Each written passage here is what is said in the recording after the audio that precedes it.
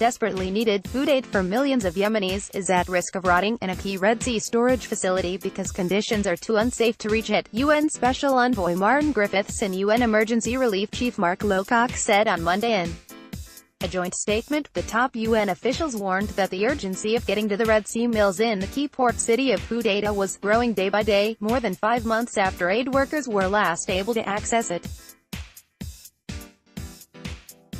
With safe, unfettered and sustained access, the United Nations can make this urgently needed food available to people in need. OCHA Chief Lowcock, Yemen Special Envoy Griffiths, we emphasize that ensuring access to the mills is a shared responsibility among the parties to the conflict in Yemen.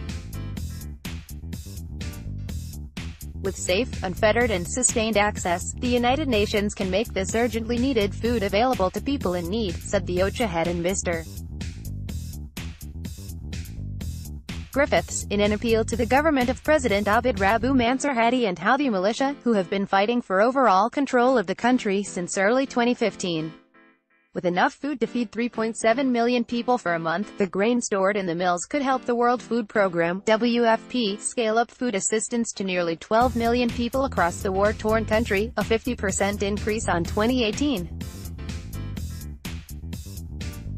In December, the WFP reached a record 10 million people.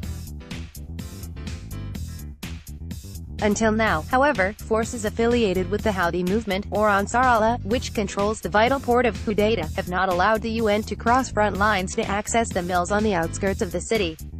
Welcoming the recent engagement of all sides in creating the necessary conditions for a UN team to reach the grain stores without further delay, the UN senior officials also noted their appreciation for the Houthis' earlier efforts to reopen the road leading to the mills, despite the difficult and dangerous circumstances.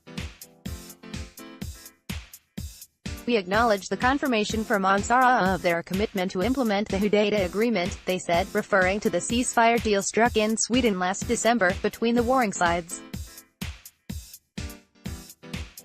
Chaired by General Michael Lowcock, a team of Security Council-mandated UN observers and monitors is trying to negotiate the withdrawal of fighters from the Houthi-held port city, stabilize the fragile ceasefire, and open new humanitarian corridors.